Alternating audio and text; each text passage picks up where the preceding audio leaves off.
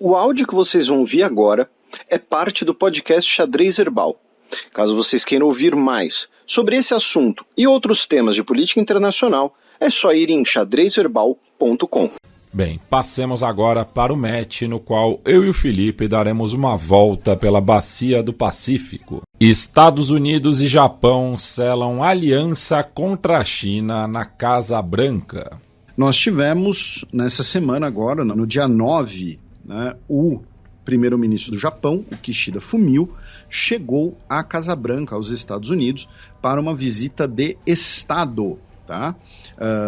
Uma visita, né, ou seja, com todas as pompas, uma visita aprofundada, com jantar de Estado, inclusive, nessa última noite.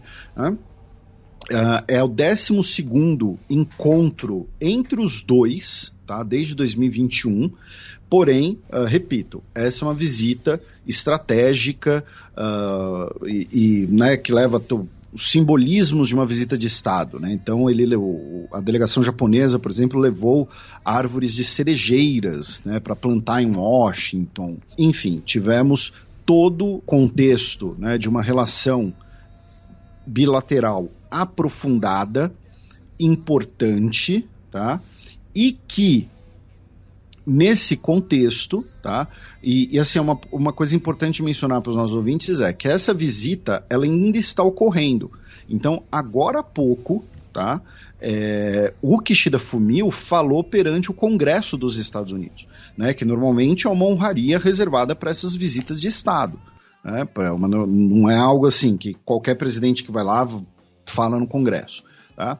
Então, essa visita ainda está ocorrendo. Então, a gente ainda vai ter um acordo final assinado, um texto final, que a gente não tem ainda nesse momento. Tá? Lembrando, por exemplo, recentemente, né, nós tivemos uma visita dessa com o Modi, né, da Índia, e a gente repercutiu aqui o texto final. E o que o Modi, né, da Índia e o Kishida Fumio do Japão vão ter em comum? Né? O antagonismo com a China. Então, isso é mais um indício, né, mais um sinal claríssimo dessa guinada de prioridades da política externa dos Estados Unidos em direção à China. Que, quando nós tivemos as eleições dos Estados Unidos, a gente falou, olha só, o Trump tem uma postura, né, abertamente, né, com palavras duras contra a China, mas se o Biden vencer, isso não vai mudar. Tá? Na verdade, o Biden, embora use palavras, né, mais amenas, nos bastidores ele tem tomado decisões ainda mais duras contra a China. Tá? E Felipe, é curioso notar também que tivemos uma visita, né, do Sergei Lavrov à China, onde ele foi recebido, né, pelo seu homólogo Wang Yi. Né? Então é interessante notar os dois lados, né? Isso, o movimento e o contra-movimento. Inclusive o Putin vai visitar a China em breve, né? Então, o que a gente pode falar, Matias, para os nossos ouvintes, assim, que já foi anunciado, né, que vai ser aprofundado nessa relação e que tem claramente um objetivo, que é a China, né? É a formação de um conselho industrial militar entre os dois países, tá? Para gerenciar a produção conjunta de armamentos.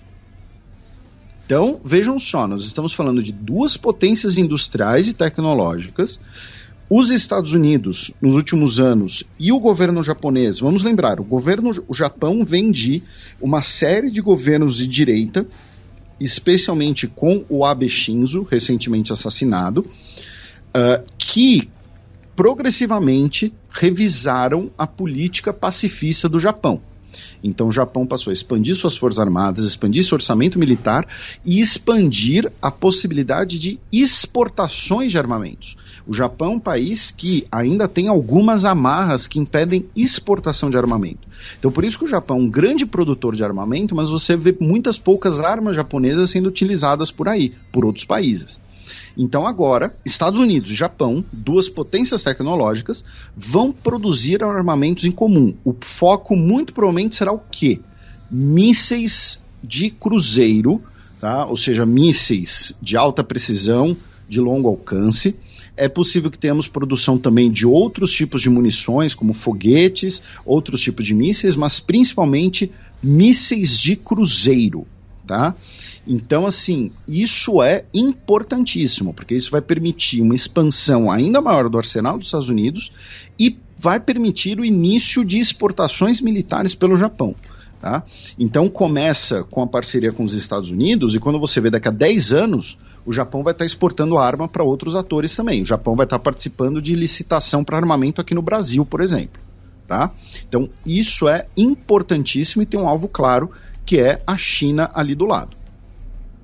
Também teremos uma cooperação de energia nuclear e a criação, em conjunto com a Austrália, de uma rede de sistemas antimísseis balísticos, que aí nesse caso o alvo não é apenas a China, mas também a República Popular da Coreia, comumente chamada de Coreia do Norte. Tá? Então nós teremos um aprofundamento muito grande, tá? Não é pouca coisa não é pouca bobagem isso daqui não.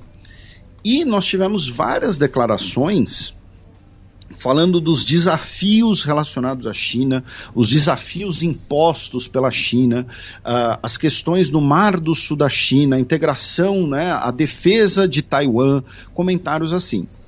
E a China já protestou contra esses termos, tá? Dizendo que a China afirmou que esses termos foram irresponsáveis, comprometem a paz na região e são uma intervenção em assuntos internos, né, já que, a falar de Taiwan, a gente vai falar um pouquinho mais de Taiwan daqui a pouco. Também foi anunciado, né, que o Japão vai se tornar um membro do projeto Artemis, ou seja, a missão prevista para a Lua, e o Biden falou que isso significa que pela primeira vez teremos um não americano, né, ele falou não americano, né, mas um não cidadão dos Estados Unidos, um não estadunidense, pisando na Lua. Ou seja, o que ele quis dizer é que, como parte dessa cooperação para chegar na Lua, o Japão vai mandar um astronauta seu para o nosso satélite em algum momento em breve. Tá? Hoje à noite, no horário de Washington, os dois vão se encontrar com o Bongbong Marcos, o presidente das Filipinas, que também tem a China, né, como o principal antagonista nesse momento. E, é claro, né, nem tudo foram flores, né, falaram aí da questão da US Steel, né, já que a Nippon Steel quer comprar a US Steel por 15 bilhões de dólares. E o Joe Biden disse que pode vetar o negócio, né, porque quer apoiar o Sindicato dos Trabalhadores dos Estados Unidos numa medida protecionista. Tá? Então, novamente, para os nossos ouvintes, essa visita ainda está acontecendo, porém, nós já podemos dizer que ela é bastante significativa, tá? Ela aprofunda bastante as relações entre Estados Unidos e Japão e, principalmente, começa a explicitar o processo de tirar as amarras pacifistas da indústria militar japonesa. Tá? Lembrando que, por exemplo, o Japão é um país que alguns anos atrás produziu, né, lançou ao mar um porta-helicópteros. Por quê? Porque pela lei o Japão não pode ter um porta-aviões, porque um porta-aviões é uma arma ofensiva. Só que assim, a diferença entre o porta-helicóptero japonês e um porta-aviões é basicamente o título só. Tá? Na prática, o Japão voltou a operar porta-aviões, coisa que não acontecia desde a Segunda Guerra Mundial. Tá? E isso não pode ser desvinculado da extrema-direita japonesa. Então nós temos um movimento internacional, ou seja, a articulação contra a China, e o movimento nacional interno, que é a ascensão da direita e da extrema-direita japonesa, que negam os crimes de guerra cometidos pelo Japão, né, tem bandeiras nacionalistas, defendem a ideia de que o Japão tem que ser sim uma potência militar, que tem que abandonar o pacifismo da Constituição e tudo mais. Tá?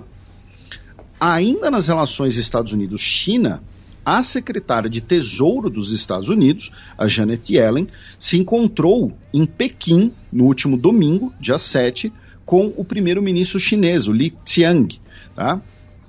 E disseram que os dois países precisam ter uma relação de sócios, mas não podemos evitar as conversas difíceis. Tá? Ao mesmo tempo, ela disse que não vai aceitar que a economia dos Estados Unidos seja tomada por uma enxurrada de produtos baratos chineses. Tá?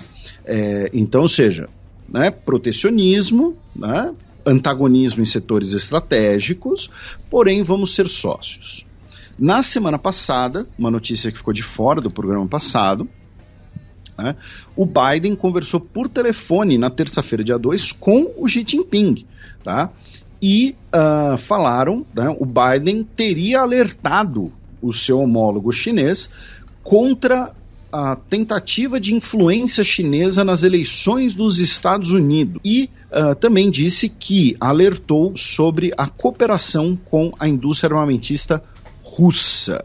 Ainda em outras notícias dos Estados Unidos, meu caro Matias, o Biden disse essa semana, na última terça-feira, que o Netanyahu está cometendo um erro em Gaza e eu não concordo com sua abordagem.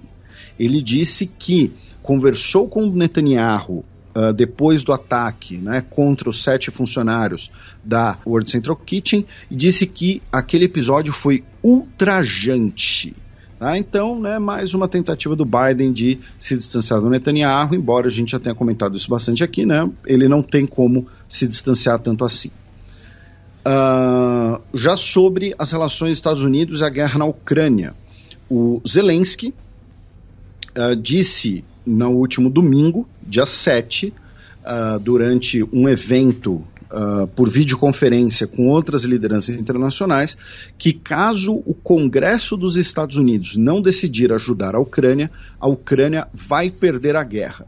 E se a Ucrânia perder a guerra, outros países serão atacados.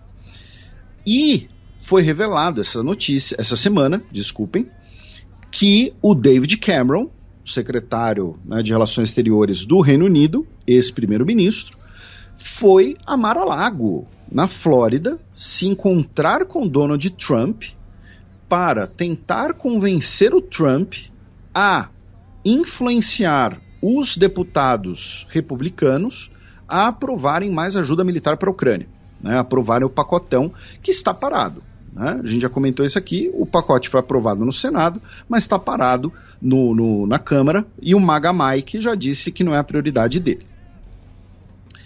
Em outras notícias dos Estados Unidos, meu caro Matias, começando por uma notícia da semana passada, né, que foi, né, uma notícia que correu o mundo, semana retrasada, na verdade, já, né, mas nós tivemos a queda, né, da ponte Francis Scott Key em Baltimore, né, que infelizmente deixou 6 pessoas mortas. Os 6 falecidos eram trabalhadores da ponte e todos eles de origem latino-americana, tá? De origem mexicana, salvadorenha, hondurenha, infelizmente. E aconteceu porque um navio porta-containers, né, o Dali, ele teve uma pane no seu sistema de energia e colidiu com a ponte. E para os nossos ouvintes que se interessam por assuntos navais e tudo mais, tem um vídeo, né, no Twitter, foi publicado nas redes sociais em geral, que mostra a praticagem do porto, tá, na ponte de comando do navio, que basicamente impediu um desastre ainda maior, tá, gente? Então, assim, foi um desastre, mas foi um desastre, podia ter sido pior. E, segundo, né, uma avaliação do governo dos Estados Unidos, cerca de 15 milhões de dólares de prejuízo por dia são consequência desse acidente. Tá? Porque a ponte era importantíssima ali justamente na boca, né, do porto de Baltimore. O senhor Lou Conter faleceu na última segunda-feira, dia 1º, aos 102 anos de idade. Ele era o último sobrevivente do ataque japonês a Pearl Harbor, em 7 de setembro de 1941. Ele tinha 20 anos na época. Essa semana foi anunciado que a Taiwan Semiconductor Manufacturing Company, né, a TSMC, que é uma das maiores fabricantes de chip do mundo, vai abrir uma fábrica gigante em Phoenix, Arizona, porque o governo dos Estados Unidos ofereceu subsídios de, preste atenção no número, tá, gente? 12 bilhões de dólares em subsídios. B de bananada. Isso é muita grana, tá? Para quê? Para os Estados Unidos não depender de importações de chip, inclusive importações de Taiwan, né? Porque vai que acontece alguma coisa em Taiwan, vai que acontece uma guerra, vai que acontece, né, a China, né, o governo dos Estados Unidos está pensando, e se a China invadir Taiwan? Então temos que fabricar chips aqui, vamos trazer as empresas de Taiwan para cá. E ainda no Arizona, a Suprema Corte do Estado baniu qualquer tipo de aborto no Estado, numa votação de 4-2, que justamente debatia, né, uma lei em relação a 15 semanas de gestação, que tinha sido sancionada, né, no governo do republicano Doug Ducey em 2022, e para se apoiar, né, no banimento do aborto no Estado, alguns ministros recorreram a uma lei de 1864, né, na época da Guerra Civil, quando o Arizona ainda não era nem um estado reconhecido, né, era um território ainda. Olha, Matias, acho que você está implicando, acho que é uma lei super moderna, entendeu? Acho que é um pensamento super moderno, sabe? Quem nunca baseou um argumento com pensamentos de 1860? Né? Então, enfim, obviamente estou sendo irônico. E também em relação aos chips, meu caro Matias, foi publicado na imprensa que o governo dos Estados Unidos estaria pressionando países aliados, tá, como os Países Baixos, a não comprarem, né, chips produzidos na República Popular da China, na China continental. Tá? Então, isso teria sido tema de uma conversa entre o Mark Rutte, né, o demissionário primeiro-ministro neerlandês, e o Xi Jinping, no que foi revelado pela CNBC, né, ou seja, um canal dos Estados Unidos. Outra notícia interna dos Estados Unidos, a gente comentou algumas semanas atrás, né, que a mãe de um adolescente criminoso que matou 4 colegas de escola a tiros em Michigan, ela foi condenada à prisão porque ela e o pai da criança, né, do adolescente criminoso, deram a arma que ele usou no crime de presente para ele. E agora o pai dele, o James Crumbley, foi condenado a 15 anos de prisão. Tá? Ela pegou 10 e ele pegou 15 anos de prisão. Ele pegou alguns anos em cana a mais, porque ele, inclusive, teria comportamentos que incentivavam o filho a usar e portar a arma por aí. Detalhe que o adolescente criminoso tinha 15 anos de idade, né, quando matou os seus colegas. Né? Então, assim, se o seu filho tem 15 anos de idade, você dá um videogame de presente, você dá uma bola de presente, você dá uma viagem, talvez até de presente, né? Você não dá uma arma de fogo de presente para um adolescente de 15 anos de idade. Tá? E assim, ele tinha armas desde que era mais novo ainda. Tá? E falando das eleições nos Estados Unidos, meu caro Matias, nessas últimas semanas começaram a serem publicadas pesquisas que mostram que o Joe Biden teria virado contra o Donald Trump. Tá? Segundo os agregadores de pesquisas, como por exemplo o Interactive Polls, o Joe Biden estaria liderando hoje com 44% a 42% contra Donald Trump. Lembrando, isso é um agregador de pesquisa, ou seja, pega várias pesquisas e faz uma média. Tá? E lembrando que isso é o voto em todos os colégios eleitorais, né? Ele não discrimina a vantagem em cada um, né? Então o candidato pode ter mais votos e não levar a eleição, mesmo assim. E isso que você lembrou, meu caro Matias, é importante porque alguns analistas eleitorais dos Estados Unidos já estão começando já tem um tempo isso, estão comentando que essas eleições dos Estados Unidos podem se tornar ainda mais difíceis de você prever um resultado caso o Robert Kennedy, sobrinho, né, seja mesmo candidato. Porque em alguns estados ele está com chances de roubar uma quantidade substancial de votos. Não a ponto de conquistar votos no colégio eleitoral, mas ele pode prejudicar os outros dois candidatos, né? E é um cenário que não está acostumado a ter uma terceira força, né? Então, se em 3 ou 4 estados o Kennedy anti-vax, né, tiver ali uns 14, 15% dos votos, como se especula que ele pode chegar em alguns lugares, isso torna o cenário ainda mais imprevisível, né? Resta ver de quem ele vai roubar esses votos. Lembrando que a última eleição que tivemos um candidato que conquistou colégios eleitorais que não fosse pelos partidos republicanos e democratas foi nas eleições de 1968, no qual o ex-democrata George Wallace, do Partido Americano Independente, conquistou 5 estados, né, todos ali do Deep South, né, por conta justamente do debate segregacionista. E o último candidato que teve uma votação expressiva, né, mas acabou não conquistando colégios eleitorais, foi o Ross Perot, que era brilhantemente imitado pelo Dana Carvey no Saturday Night Live, que em 92 teve quase 20 milhões de votos como um candidato independente, e em 96, já pelo Partido da Reforma dos Estados Unidos, conquistou 8 milhões de votos, né? E nas duas oportunidades, o Bill Clinton, do Partido Democrata, foi o vencedor das eleições, conquistando mais de 30 colégios eleitorais em ambas. Mas o Donald Trump vai virar tudo isso agora depois do tênis de $300, ele lançou a Bíblia de $60. Tá? Então agora você vai poder comprar a Bíblia do Donald Trump, tá? Que na capa estará escrito God Bless the USA, e além do texto da Bíblia, ela vem também com a Constituição, as 10 primeiras emendas, né, a Bill of Rights, a Declaração de Independência e o juramento à bandeira.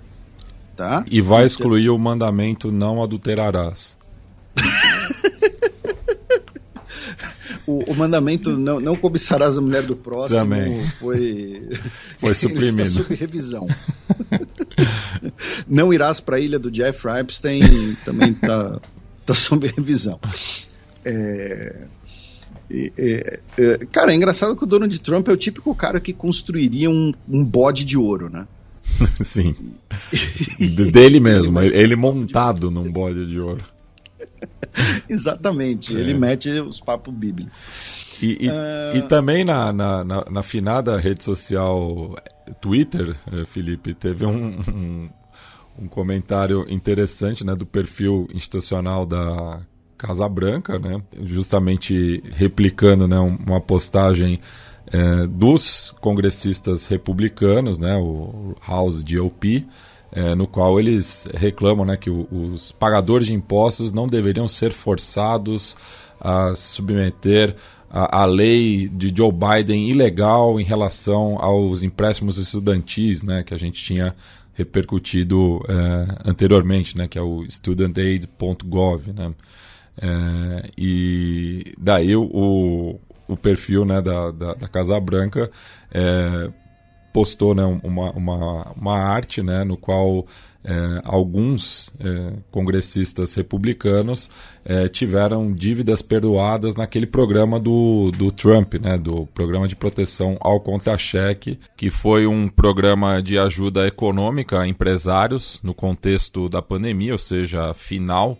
do governo Donald Trump, avaliado em quase $1 trilhão.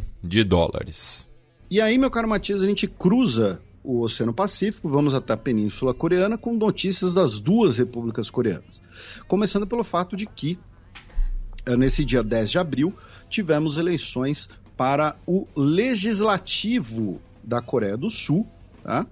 E o Partido Popular, né, que é o Partido Conservador Sul-Coreano, né, o partido do presidente Yoon Suk Yeol, foi derrotado pela oposição do Partido Democrático, né, e seus aliados, né, no caso é uma coalizão, mas que o principal partido é o Partido Democrático, que é o partido de centro-esquerda, né? E lembrando, a gente sempre comenta aqui, né, quando a gente fala de Península Coreana, nós, modéstia à parte, temos uma cobertura bastante boa, bastante razoável, e o cenário de conservador, direita, esquerda na Coreia do Sul também está muito ligado às relações com a República da Coreia do Norte.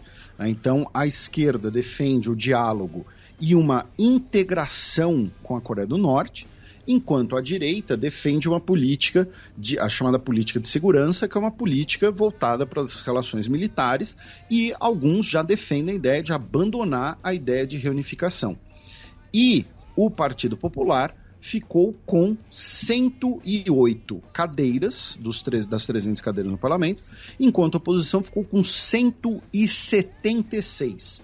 Ou seja, a oposição de centro-esquerda vai ter mais da metade das cadeiras do parlamento.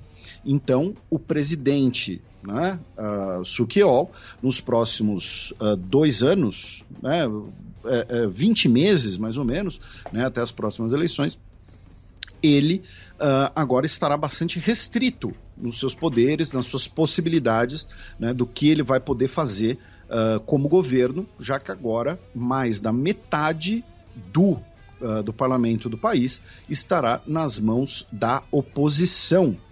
E o primeiro-ministro, né, ou seja, o chefe dos ministros, né, o Han Duck-soo, disse que o governo humildemente aceita os resultados e ofereceu a sua renúncia ao presidente. Tá? Peço desculpas para o povo em nome de nosso partido que não conseguiu o apoio popular e, caso o presidente deseja, humildemente renuncie ao cargo para uma melhora do nosso futuro. Tá? E essa eleição foi marcada por muitas pessoas irem às urnas levando cebolinhas, tá? Ou o vegetal, tá? Cebolinha, o vegetal, tá? Não é o personagem da Turma da Mônica. Ou então broches com uma cebolinha, alguma coisa assim, né? Porque a cebolinha se tornou um símbolo, né, da oposição, já que o presidente, ele tentando contrariar ali, né, a ideia de que o país estaria sofrendo inflação, ele fez um vídeo indo no supermercado, né, indo lá no Mercadão, na verdade. Né, e aí ele pegou um pacotão assim de cebolinha e falou: olha só o preço, né, de cebolinha aqui. Esse preço tá barato, né, não tem inflação. O preço da cebolinha tá barato. E aí as pessoas começaram a levar as cebolinhas por aí como protesto, e porque também a cebolinha do vídeo estava com um preço subestimado. O preço real dela costuma ser muito maior do que o preço que ele falou nesse vídeo. Ele falou que era 875 won, mas o preço dela normalmente é 1.700 won, tá? Então, o dono da barraca ali do Mercadão estava fazendo uma promoção louca pro presidente, né? O gerente ficou louco. Né? Então a cebolinha se tornou um símbolo da oposição e da inflação dos preços dos alimentos na Coreia do Sul. Já na Coreia do Norte, temos algumas notícias da semana passada. A primeira delas, e a mais importante, é que na quinta-feira, na semana retrasada inclusive, né, quinta-feira, dia 28, a Rússia, no Conselho de Segurança da ONU, vetou a renovação anual do painel que monitora a aplicação de sanções contra a Coreia do Norte. Lembrando, a Coreia do Norte sofre sanções impostas pelo Conselho de Segurança, tá? Contra o seu programa nuclear e o seu programa de mísseis balísticos. E agora, a Rússia suspendeu a renovação desse painel usando o seu poder de veto, né, impediu a renovação desse painel, dizendo que ele está estrangulando a economia da Coreia do Norte. Tá? O que é interessante é, quando Putin, né, se encontrou com Kim Jong-un, a gente mencionou aqui que as sanções contra os programas armamentistas da Coreia do Norte foram aprovadas com voto russo, porque elas foram aprovadas no Conselho de Segurança. Então, não tem como a Rússia meter o louco e dizer, olha só, isso daí é coisa dos Estados Unidos. Não, a Rússia também votou a favor. Tá? Então agora a Rússia barrou a renovação do painel como parte dessa, não é nem reaproximação, né, dessa intensificação de laços entre Rússia e Coreia do Norte depois da invasão da Ucrânia. Tá? Também uma notícia da semana retrasada, alguns dos nossos ouvintes devem ter visto, né, a Coreia do Norte cancelou, tá, um jogo pelas eliminatórias da Copa do Mundo de Futebol de 2026 contra o Japão, tá? Afirmando que a delegação japonesa não poderia entrar na Coreia do Norte por supostamente circunstâncias não previstas, né? Chegaram a dizer, né, falar ali de questões sanitárias, né? Chegaram a falar, né, de questões de segurança e tal, mas enfim, o fato é que não deixaram a delegação japonesa entrar na Coreia do Norte. Aparentemente, teve um caso, né, de um vírus, um Streptococcus, né, no Japão, que teria gerado um alarme na Coreia do Norte, porém, é possível que também tenha um elemento político nisso, e aí a FIFA ficou de reorganizar o jogo, né, pelas eliminatórias da Copa do Mundo. Né, também estão no grupo Síria e Mianmar. Lembrando que a Coreia do Norte foi para a Copa em 2006 e foi do grupo do Brasil. É 2010. 2010, desculpa. E já havia jogado 66 quando eliminou a Itália, inclusive. Isso, 66 foi a maior campanha da história de uma Coreia na Copa. Não, a Coreia do Sul teve aquela ajudinha em 2002. Esqueci de 2002, nossa, mas 2002 não conta porque é o que você falou, né? A arbitragem ali foi suspeita. Pois é, né? Jogando em casa. A minha maior lembrança de uma Coreia na Copa do Mundo é o álbum de figurinhas de 94. Sim. Porque foi quando a Coreia do Sul teve a sua primeira participação. Não, já tinha participado antes, mas inclusive joga com a Argentina em 86. Então minha memória está um lixo, ainda bem que eu tenho você na minha vida. E finalmente, na semana retrasada, o ministro de Relações Exteriores do Japão comentou que seria interessante, poderia ser produtivo um encontro de autoridades entre o Japão e a Coreia do Norte. E aí, o governo da Coreia do Norte disse que a Coreia do Norte não tem o que conversar com o Japão. Foi curta e grossa, né? Essa notícia saiu no site Barron's, para quem quiser conferir mais detalhes. Aí, meu caro Matias, nós vamos para a China, né, com uma notícia e uma outra questão. Né? A notícia é que o Xi Jinping recebeu em Pequim, nessa quarta-feira, dia 10, o Ma Ying-jeou, ele que foi presidente de Taiwan, né, ou líder de Taiwan, caso você queira, né, usar a terminologia de uma só China, né? Ele foi presidente de Taiwan de 2008 a 2016. E ele também foi prefeito de Taipei, né, da capital. Ele é do Kuomintang, o Partido Nacionalista Chinês, e eles se encontraram, conversaram e disseram que se tratava de uma reunião histórica de família.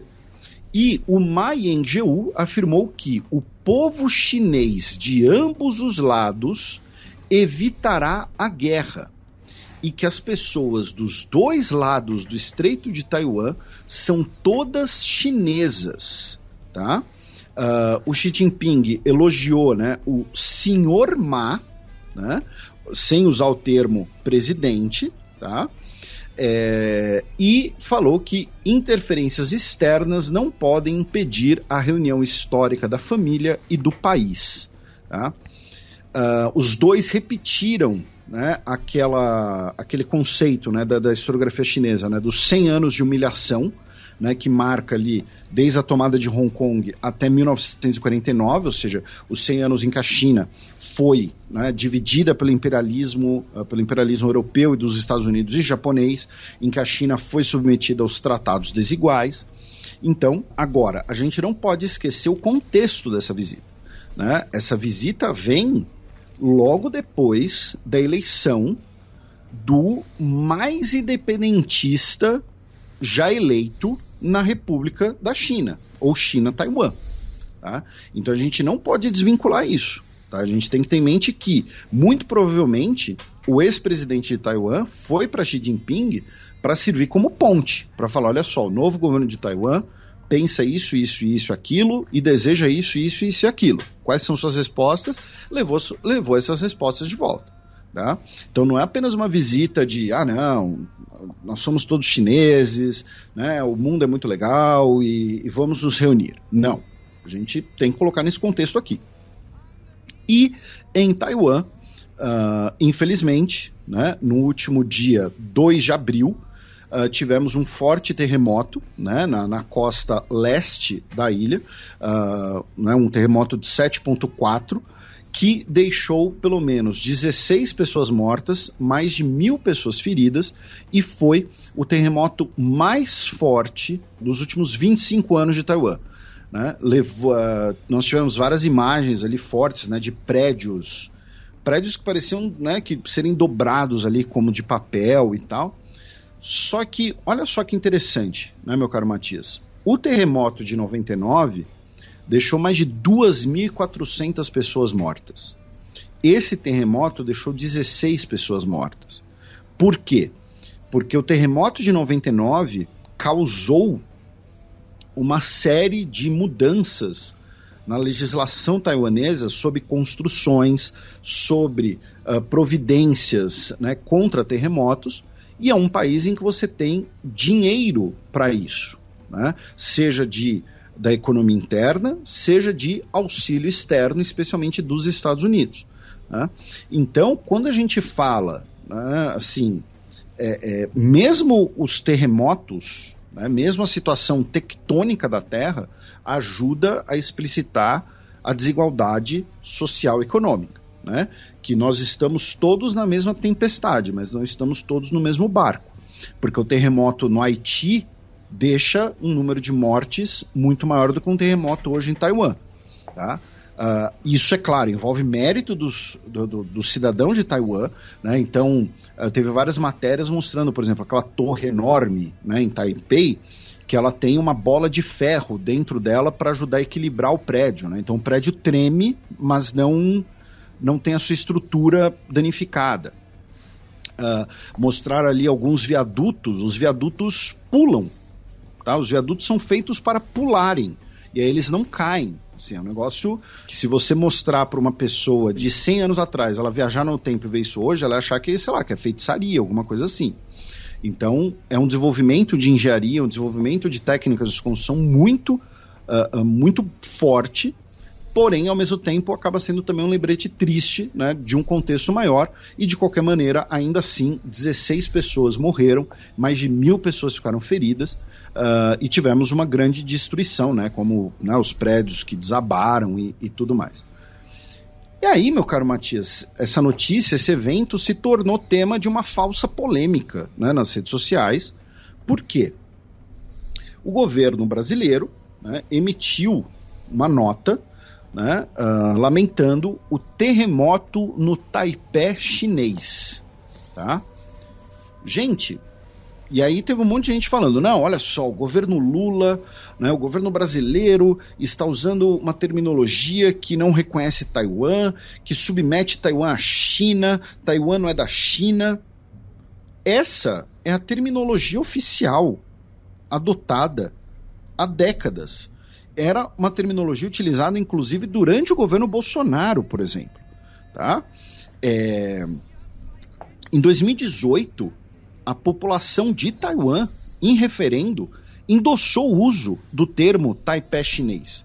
Tá? Qual a origem do termo Taipei chinês? Né? A chamada Resolução de Nagoya, que é de 1979, mas foi adotada em 1981, com a anuência de ambas as repúblicas chinesas, tá?